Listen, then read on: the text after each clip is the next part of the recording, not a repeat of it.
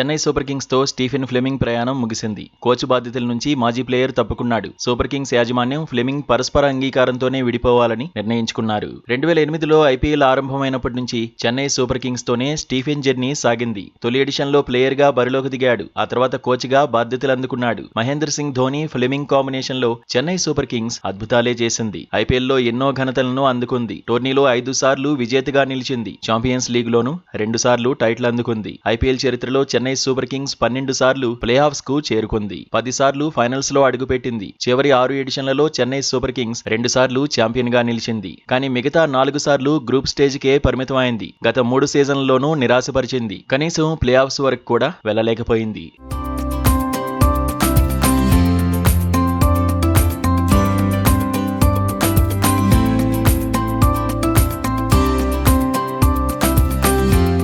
కెప్టెన్సీని ధోని వదిలేసినప్పటి నుంచి Chennai super Kings సతమతమవుతోంది. సమిష్టిగా రాణించలేకపోతోంది. ఒకప్పుడు ప్రత్యర్థులను వణికించిన చెన్నై సూపర్ కింగ్స్ ఇప్పుడు ఈజీగా ప్రత్యర్థుల వ్యూహాలకు చిత్తవుతోంది. కెప్టెన్ రుతురాజ్ గైక్వాడ్ ఇంపాక్ట్ చూపించలేకపోతున్నాడు. రుతురాజ్ ను గైడ్ చేయడంలో ఫ్లెమింగ్ సక్సెస్ కాలేకపోయాడు. అయితే ఫ్లెమింగ్ స్థానంలో ఇప్పుడు కొత్త కోచ్ గా ఎవరు వస్తారనే చర్చ జరుగుతోంది. మరోవైపు ధోని ఇక ప్లేయర్ గా బరిలోకి దిగకపోవచ్చనే వాదన వినిపిస్తోంది. ప్రస్తుతం ధోని వయసు 45 సంవత్సరాలు. గత సీజన్ లో ఫిట్నెస్ సమస్యలు ఫేస్ చేశాడు. ఒక్క మ్యాచ్ లో కూడా బరిలోకి దిగలేకపోయాడు. దీంతో మహీ కెరీర్ ముగిసినట్టే అని ప్రచారం జరుగుతోంది. వచ్చే సీజన్ లో మెంటార్ గానే ధోని సేవలందించే అవకాశం ఉందని టాక్ నడుస్తోంది. మహీ మెంటార్ అయితే ప్రధాన కోచ్ అవసరం ఉండదనే వాదన ఉంది. అందుకే ఫ్లెమింగ్ తో బాండింగ్ ను చెన్నై సూపర్ కింగ్స్ యాజమాన్యం బ్రేక్ చేసుకుందనే చర్చ నడుస్తోంది. ఇక 2008లో చెన్నైతో ధోని ప్రయాణం మొదలైంది. 2 ఏళ్లు సిఎస్కే పై నిషేధం పడినప్పుడు మినహాయిస్తే ప్రతి సీజన్ లోనూ చెన్నై తరఫున మహీ బరిలోకి దిగాడు. వచ్చే సీజన్ లో చెన్నై సూపర్ కింగ్స్ జట్టులో ధోని రోల్ ఎలా ఉండబోతుందన్న చర్చ ఇప్పుడు